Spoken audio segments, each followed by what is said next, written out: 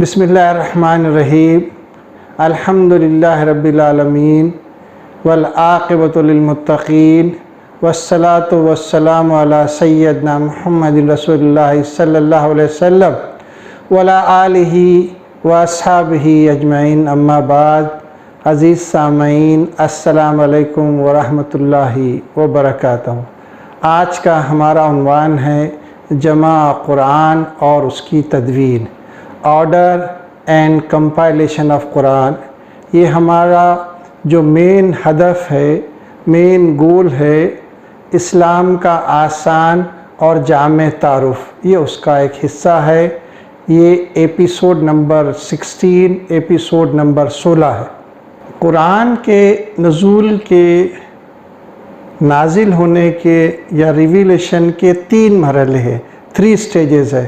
پہلا مرحلہ قرآن مکمل ایٹ ون شاٹ، پورا کا پورا لوح محفوظ میں نازل ہوا۔ وہ جگہ لوح محفوظ جہاں کسی اور کی پہنچ نہیں ہوتی، وہاں فرشتے بھی نہیں جا سکتے، آسمانوں میں ایسی جگہ ہے۔ پھر اس کا نزول وہاں سے آسمان دنیا یا بیت العزت یا بیت المعمور، وہاں پر لیلۃ القدر رمضان کے مہینے میں نازل ہوا مکمل ایٹ ون شاٹ۔ اور پھر وہاں سے تیسرے سٹیج میں اللہ کے رسول صلی اللہ علیہ وسلم کے قلب اطہر پر، ان کے سینے پر آہستہ آہستہ نازل ہوتا رہا، جسے جبریل علیہ السلام بیت المعمور سے یا بیت العزت سے دنیا میں آپ حسب ضرورت اللہ کے حکم کے مطابق اللہ کے رسول صلی اللہ علیہ وسلم کے اوپر لاتے رہے۔ قرآن کی حفاظت کے تعلق سے اللہ تعالیٰ نے اس کا ذمہ لے رکھا ہے۔ کسی آسمانی کتاب کے تعلق سے اللہ تعالیٰ نے یہ ذمہ نہیں لیا، کیونکہ اس وقت وہ دوسرے سویلائزیشن وغیرہ ڈیولپ ہو رہی تھی، اس لیے اس کی ضرورت ایک زمانے کے لیے، ایک مخصوص علاقے کے لیے تھی۔ لیکن قرآن جو ہے تا قیامت تک اس کی ضرورت رہے گی، اور اس کی حفاظت اللہ تعالیٰ تا قیامت تک کریں گے، اور یہ لاسٹ اینڈ فائنل ٹیسٹامنٹ ہے۔ اس تعلق سے اللہ تعالیٰ قرآن میں فرماتے ہیں سورۃ الحجر میں، اِنَّا نَحْنُ نَزَّلْنَا الذِّكْرَ وَإِنَّا لَهُ لَحَافِظُونَ، یعنی بے شک ہم نے ہی اتارا ہے اس ذکر کو، قرآن کو، اور یقیناً ہم ہی اس کے محافظ ہے۔ یہ قیامت تک اللہ تعالیٰ نے اس کا ذمہ لے رکھا ہے۔ اللہ کے رسول صلی اللہ علیہ وسلم کی ہدایت بہت واضح ہوا کرتی تھی، اور کہا کرتے تھے آیت کو کے تعلق، جیسے آیت نازل ہوتی تھے کہتے ہیں اس آیت کو فلاں جگہ رکھو، فلاں سورہ میں رکھو، اس آیت کو فلاں جگہ جیسی نازل ہوئی اس طریقے سے اس کو رکھتے۔ تو آپ دیکھیں گے کہ قرآن کی نزول کی ترتیب اور ہے، اور قرآن کی مصحفی ترتیب جو کتابت کی شکل میں لکھا ہے وہ اور ہے۔ لیکن جو قرآن آج ہمارے ہاتھ میں موجود ہے، اس کی حفاظت اللہ نے کی ہے اور ہم تک پہنچی ہے، اور اس میں اصحاب ذریعہ رہے، حفظ کے ذریعے، کتابت کے ذریعے۔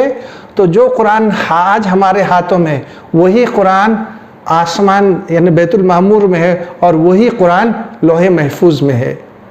جب وحی آتی تو اللہ کے رسول صلی اللہ علیہ وسلم جلدی جلدی پڑھنے کے لیے، تاکہ بھول نہ جائے، اور زبان کو جلدی حرکت دیتے تھے، تو اللہ تعالیٰ نے سورہ قیامہ میں یہ بات فرمائے، لا تحرک بہ لسانک لتعجل بہ ان علینا جمعہ وقرآنہ فاذا قرأنہ فاتبع قرآنہ، یعنی اے نبی صلی اللہ علیہ وسلم، اس وحی کو جلدی جلدی یاد کرنے کے لیے اپنی زبان کو حرکت نہ دیجیے، ہمارے ذمے ہے اس کو جمع کرنا اور اس کو پڑھوا دینا، اور تم جب اس کو پڑھ چکے تب آپ اس کی پیروی کریں۔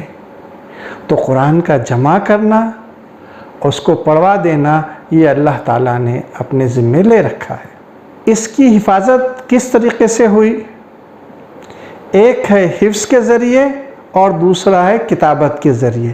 حفظ کیسے تھا کہ مکہ اور قریش حجاز کا یہ حال تھا کہ وہ سننے کے بہت عادی تھے، جو چیز سنتے اسے یاد کر لیتے، اور اسی تعلق سے قرآن نے جو بات فرمائی مختلف آیتوں میں کہ مومنین کی خوبی یہ بتائے سمعنا و اطعنا، یہ جنہوں نے سنا اور اطاعت کی، اور اس کے مخالف میں جو لوگ دوسرے رہیں وہ ہے منافقین یا جو ہے اہل کتاب کہ سمعنا و عصینا، ہم نے سنا لیکن بھلا دیا، یہ ان کی خوبی ہے۔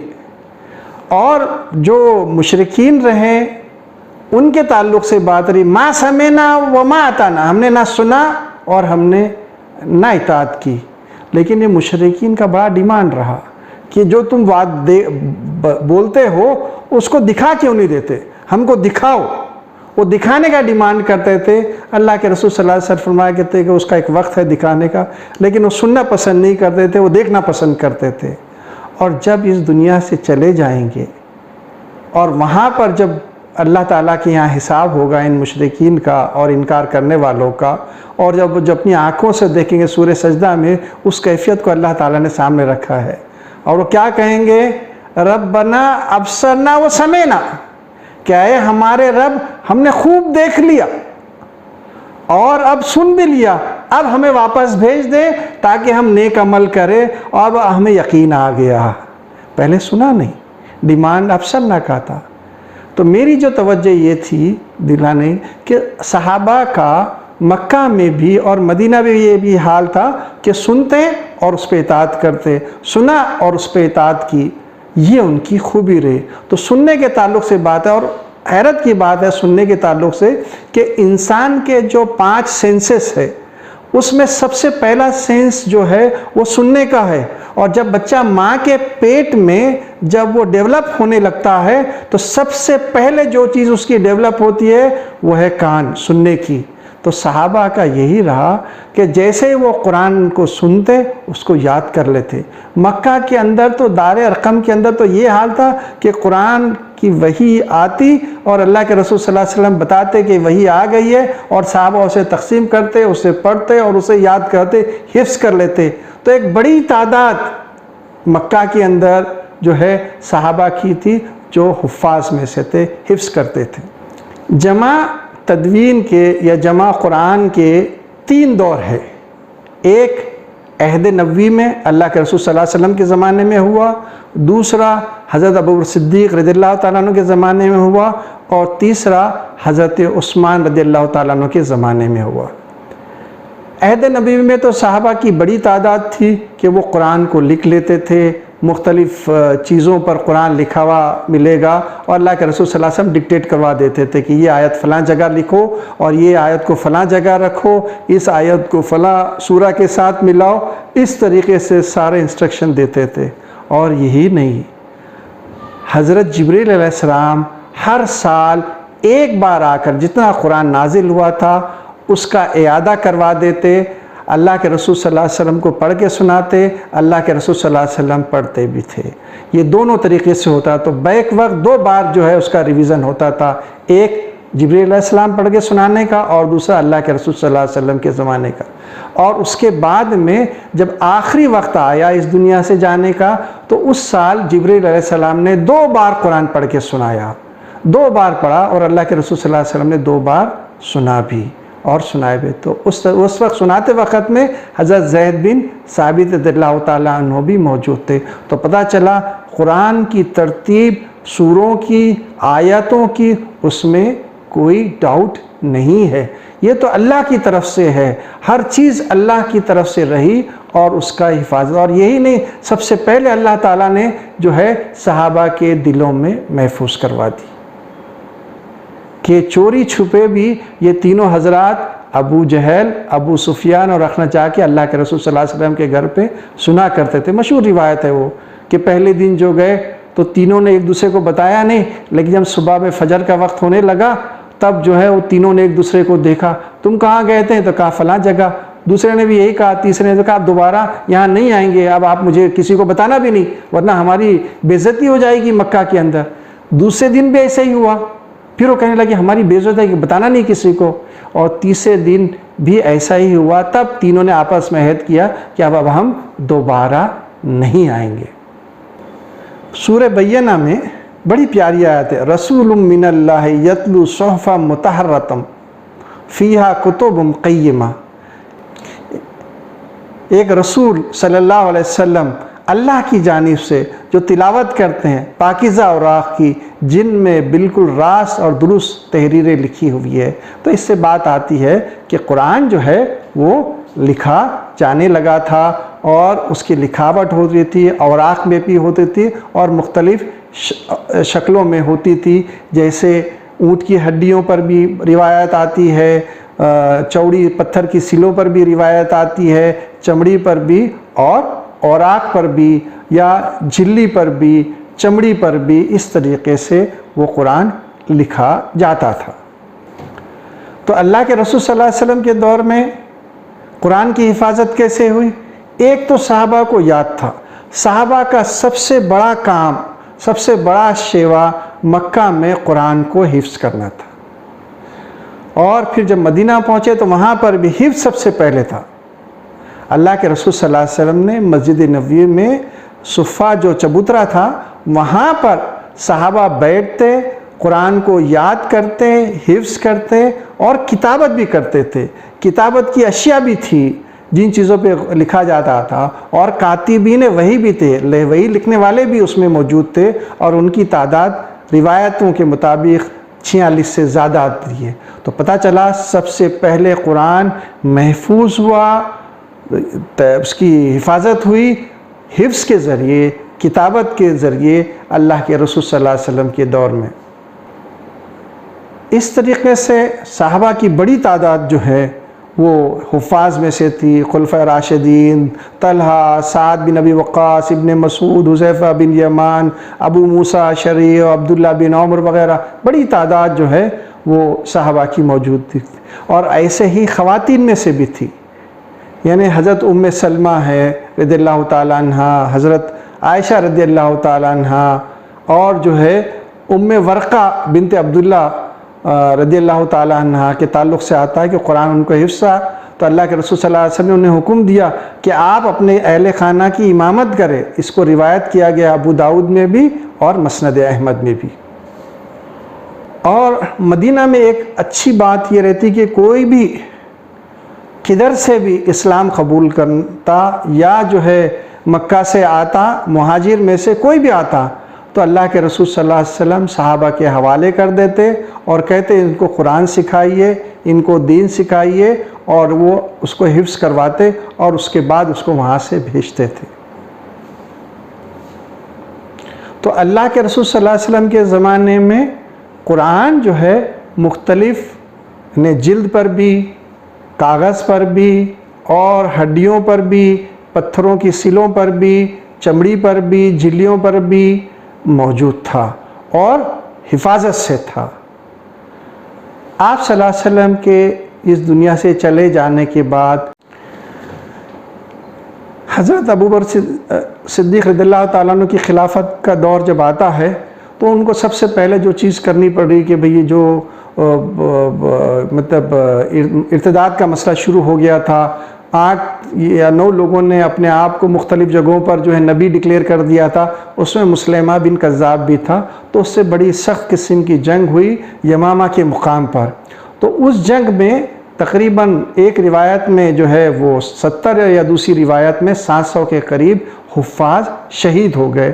تو حضرت عمر رضی اللہ تعالیٰ عنہ نے حضرت ابوبکر صدیق سے کہا رضی اللہ تعالیٰ عنہ سے کہ یہ صحابہ اس طریقے سے شہید ہو جائیں گے تو قرآن کے حفاظ جو ہے کم ہو جائیں گے، لہٰذا قرآن کو جو ہے ایک جلد کی شکل دی جائے. قرآن تو موجود ہے، ساری چیزیں اس کی موجود ہے، لہٰذا اس کو ایک جلد کی شکل دے دی جائے اور اس پہ کام کیا جائے. تو پہلے تو حضرت ابوبکر صدیق ریلیکٹنٹ رہے، لیکن بعد میں ایک کمیٹی بنائی جس میں جو ہے حضرت زید بن ثابت رضی اللہ تعالیٰ عنہ، حضرت عمر رضی اللہ تعالیٰ عنہ، یہ دونوں رہے، اور اس کی نگرانی جو ہے ابوبکر صدیق رضی اللہ تعالیٰ عنہ خود بھی رہے، وہ بھی حفاظ تھے، وہ بھی حافظ تھے.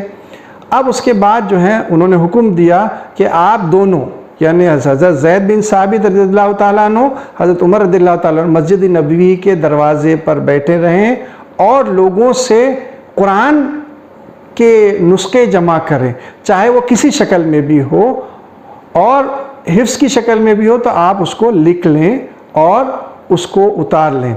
تو وہ لکھنا شروع ہو گیا اور اس میں 2 لوگوں کی شہادت دینی پڑتی تھی۔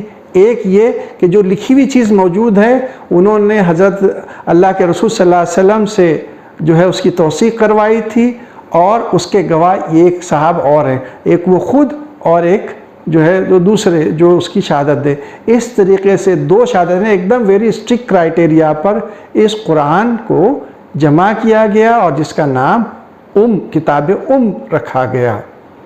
اور یہ کتاب پہلے حضرت ابوبکر صدیق رضی اللہ تعالیٰ عنہ کے پاس میں رہی، اور پھر حضرت عمر رضی اللہ تعالیٰ عنہ کے پاس رہی، اور اس کے بعد یہ رہی حضرت حفصہ رضی اللہ تعالیٰ عنہ کے پاس رہی، اور وہ حضرت حفصہ رضی اللہ تعالیٰ خود قرآن کی حافظہ تھی۔ حضرت عثمان رضی اللہ تعالیٰ عنہ کا دور خلافت آتا ہے، تو اس دور میں آذربائیجان آرمینیا کے مقام پر جو ہے وہ جنگ لڑی جا رہی تھی، تو وہاں پر صحابہ کے درمیان کچھ اختلاف شروع ہوا۔ وہ اختلاف یہ تھا، قرأت پر تھا کہ شام کے لوگ الگ طریقے سے قرأت کر رہے تھے الگ حروف پر، اور حجاز کے لوگ جو ہیں وہ الگ حروف پر۔ جیسے اہدنا ہے تو اس کو اہدنا بھی پڑھ سکتے تھے، تو وہ اس طریقے سے کر رہے تھے۔ اور جیسے وَالضُّحَاهَا تو وَاللَّيْلِ إِذَا سَجَا تو اس کو اس طریقے سے بھی پڑھا جائے، وَالضُّحَاهَا وَاللَّيْلِ إِذَا سَجَاهَا اس طریقے سے بھی پڑھا جا سکتا۔ تو اس طرح کا اختلاف تھا، تو اس اختلاف کو حضرت حذیفہ بن یمان رضی اللہ تعالیٰ عنہ دیکھا، اور آ کے جو ہے حضرت عثمان رضی اللہ تعالیٰ عنہ سے کہا کہ جو ہے قرأت ایک ہی ہونی چاہیے۔ تو کہا قریش کی جو قرأت ہے اسی پر اس کو جمع ہونا چاہیے، اور قرآن جو ہے اس طریقے سے جمع ہو جائے۔ تو سب سے پہلے جو قرآن جمع ہوا تھا حضرت ابوبکر صدیق رضی اللہ تعالیٰ عنہ کے دور میں، وہ یہ تھا کہ وہ آیتیں ترتیب کے ساتھ لکھی گئی تھی، لیکن اس میں سوروں کی ترتیب نہیں تھی۔ تو حضرت عثمان رضی اللہ تعالیٰ عنہ کا دور جب آیا تو آپ نے ایک کام یہ کیا کہ سوروں کو بھی ترتیب دے دیا، اور جو ہے ایک ٹیکسٹ رکھا، ایک فونٹ ہی رکھا، یعنی ایک ہی فونٹ پر رہے گا، سب ایک ہی ٹیکسٹ پر رہے گا، جسے عثمانی خط کہتے ہیں، یا جسے حفصہ جو ہے کہتے ہیں، قرأت حفصہ کے نام سے، اسی پر جو ہے وہ ہوا۔ اور اس کے لیے جو ہے آپ نے ایک کمیٹی بنائی تھی، اور اس کمیٹی نے یہ کیا اور یہ تدوین ہو گئی۔ پھر اس قرآن کے جو ہے 5 نسخے بنائے، آپ نے اس نسخوں میں سے ایک کاپی کو جو ہے کوفہ بھیج دیا، ایک کو جو ہے بصرہ بھیج دیا، بحرین بھیج دیا، مکہ کی طرف رکھا، مدینہ کی طرف رکھا، اور ایک کاپی جو ہے وہ آپ نے حضرت حفصہ رضی اللہ تعالیٰ عنہ کے پاس رکھا، اور کہا اس کے پاس جس کے پاس اس کے علاوہ جو بھی ہے اس کو ڈسٹرائے کر دیں۔ آپ نے سارے لوگوں سے بلوا لیا تھا، اور اس کو آپ نے اس طریقے سے جو ہے اس کو یعنی ڈسٹرائے کر دیے۔ مختلف قرأت سے مراد میننگ میں ڈفرنس نہیں ہے، خالی وے آف اسٹائل یعنی پڑھنے کے اندر کی بات ہے۔ اب جیسے اردو ہے، ہم پڑھتے ہیں تو اردو حیدرآباد کی تھوڑی سی الگ، جو کہ معنی وہی ہوتے ہیں، اختلاف نہیں ہوتا۔ ویسے ہی لکھنؤ کی اردو الگ ہے، دہلی کی اردو الگ ہے، مدراس کے علاقے کی اردو الگ ہے، تو یہ فرق ہوتا ہے، میننگ میں کوئی فرق نہیں ہوتا۔ ویسا ہی وہ قرأتیں جو تھی اس میں جو ہے فرق نہیں تھا، میننگ میں کوئی فرق نہیں تھا، لیکن حضرت عثمان رضی اللہ تعالیٰ عنہ نے ایک قرأت پر ایک ٹیکسٹ پر سب کو جمع کر دیا تھا، اور اس بات کو حضرت علی نے بھی سراہا تھا، اور بھی صحابہ نے کہا کہ یہ بہت بڑا کام ہو گیا۔ اور پھر اس کے بعد جو ہے اس قرآن کی کاپی جو ہے مختلف، جس کو بھی کوئی قرآن کی چاہیے تھا تو اس کو ریفر کرنا چاہیے تھا، چاہے وہ حضرت حفصہ کے پاس سے ہو یا جو ہے جہاں اسلامی حکومتوں میں بھیج دیا گیا تھا۔ جب حضرت ابوبکر صدیق رضی اللہ تعالیٰ عنہ کے دور میں یہ قرآن کی تدوین جمع کرنے کی ذمہ داری حضرت زید بن ثابت رضی اللہ تعالیٰ عنہ پہ ڈالی گئی، تو وہ یہ کہہ رہے تھے کہ مجھ کو جو ہے احد کی پہاڑی کو ٹکڑے کر کے ایک جگہ سے اٹھا کر دوسری جگہ جمع کرنا زیادہ آسان ہے، یہ اتنا بھاری کام تھا، لیکن آپ نے اس کام کو انجام دیا۔ اور پھر یہ خوبی بھی تھی زید بن ثابت رضی اللہ تعالیٰ عنہ کی کہ ایک بار اللہ کے رسول صلی اللہ علیہ وسلم نے کہا کہ یہ یہودی جو زبان عبرانی بولتے ہیں یا ان کے وفود آتے ہیں تو بات کرنے میں دقت ہوتی ہے، کوئی ان کی زبان کو سیکھ لے۔ تو 17 دن کے اندر، ایک روایت آتی 15 دن کے اندر جو ہے حضرت زید بن ثابت نے جو ہے وہ رضی اللہ تعالیٰ عنہ نے عبرانی زبان کو بہترین ماسٹری کے ساتھ سیکھا۔ وہ اس میں زبان میں خط بھی لکھتے تھے، ترجمے بھی کرتے تھے، اور اس طریقے سے اللہ کے رسول صلی اللہ علیہ وسلم کے مددگار ثابت ہوئے تھے۔ حضرت ابوبکر صدیق رضی اللہ تعالیٰ عنہ کے دور میں جو قرآن کو جمع کیا گیا تو ظاہر سی بات ہے کہ سب سے پہلے حافظ اور کاتب وحی حضرت زید بن ثابت رضی اللہ تعالیٰ عنہ بھی تھے، اور کمیٹی کے چیئرمین بھی تھے، اور ان کے ساتھ میں حضرت عمر فاروق رضی اللہ تعالیٰ عنہ وہ بھی حافظ تھے، وہ بھی کاتب وحی میں سے تھے۔ تو یہ دونوں جب شہادت دیتے اور اس کو پھر یہ تھا کہ وہ حفظ جو ہے سنتے اس کا، اور اس کے بعد پھر اس کو 2 گواہی کے بعد میں جو ہے اسے لکھ لیتے تھے۔ پھر جو آیات کی لکھی گئی، تدوین ہو گئی، اور اس کے بعد پھر اس کو دوسرے صحابہ کے پاس جو رکھے ہوئے نسخے تھے اس سے کمپیئر کیا جاتا تھا۔ اس طریقے سے بہت یعنی اسٹرکٹ کرائیٹیریا سے گزرنے کے بعد جو ہے حضرت ابوبکر صدیق رضی اللہ تعالیٰ عنہ کے دور میں قرآن کی جو ہے ایک کاپی بنی، اور جس کا نام کتاب تھا۔ اب اس کے بعد کے دور جو آتے ہیں اس میں جو ہے کہ کچھ قرآن کی چیزوں کے اندر بیوٹیفیکیشن آیا۔ اب جیسے کہ حضرت علی رضی اللہ تعالیٰ عنہ کے دور میں ہی زیر زبر پیش نقطے لگ چکے تھے، اور جس کی ذمہ داری جو ہے وہ ابو الاسود الدولی جو ہے تابعین میں سے تھے وہ، تو انہوں نے جو ہے یہ کام کو کیا۔ صحابہ کا یہ معمول تھا کہ قرآن کو زیادہ سے زیادہ جو ہے وہ 7 دن میں ختم کرتے تھے، اور اس کی 7 منزلیں تھیں، اور وہ ساری تفصیل موجود ہے قرآن کے اندر۔ منزل یا حزب رقم 1 2 3 4 5 6 7 اس طریقے سے ہے۔ تو پہلی جو ہے منزل جو ہے وہ 4 صورتوں پر ہوتی ہے سورہ فاتحہ کے ساتھ، دوسری منزل 5، تیسری منزل 7، چوتھی منزل 9، اس طریقے سے پھر 11، 13 اور آخری منزل 65 سوروں پہ رہی۔ تو اس طریقے سے قرآن 7 جو ہے دنوں میں پڑھا جاتا تھا۔ اس کے بعد جو ہے اسی اپنے حجاج بن یوسف کے دور میں، جو کہ عراق کے گورنر تھے، اور خلیفہ عبد الملک بن مروان کا دور تھا، تو انہوں نے کچھ ارشادات دیے تھے ان کو کہ بھئی اس کو قرآن کے اندر جو ہے وہ کچھ تحسین کی جائے، بیوٹیفیکیشن کیا جائے۔ تو اس میں یہ تھا کہ رکوع لگائے گئے کہ قرآن کے اندر جو باتیں ہے وہ ایک بات جہاں مکمل ہوتی ہے تو اس کو رکوع کے نام دیا جائے، اور وہاں عین لکھا آنے لگا۔ اسی طریقے سے قرآن کے جتنی آیاتیں ہیں، آیاتوں کی پوری تقسیم ڈیوائیڈڈ بائی 30 کر کے اس کے 30 پارے بنائے گئے۔ ہر پارے کا 1/4 جو ہے 1/4 یعنی ربع کہلاتا، اس کے بعد ہاف جو ہے وہ نصف کہلاتا، اور 3/4 جو ہے وہ ثلث کہلاتا یا ثلاثہ کہلاتا۔ اور یہ جو 30 کی تقسیم ہے وہ 30 پارے ہوئے کہ لوگ جو ہیں قرآن کو 30 دن میں ختم کر سکیں، اس طریقے سے اس کی تدوین۔ اور یہ جو ہے سب اجتہادی ہے، یہ اللہ کی طرف سے نہیں ہے، لیکن قرآن کی صورتیں، قرآن کی آیتیں، آیتوں کی ترتیب، سوروں کی ترتیب، یہ اللہ کی طرف سے ہے، یہ توقیفی ہے، من اللہ ہے۔ لیکن بات کی جو زیر زبر پیش، سپارے، رکوع، حزب، یہ جو ہے یہ اجتہادی ہے، لوگوں نے اپنی آسانی کے لیے بنایا، لیکن اس میں بھی کہیں پر کچھ ڈیفیکلٹیاں رہی۔ یہ بھی ہوتا رہا کہ جہاں پر 5 آیتیں ہوتی تو وہاں 5 کے بجائے خا لکھا جانے لگا، جہاں 10 آیتیں ہوتی وہ 10 عین کے بجائے 10 بھی لکھا جانے لگا، عین لکھا جانے لگا حاشیے میں۔ یہ بات بھی آئی ہے۔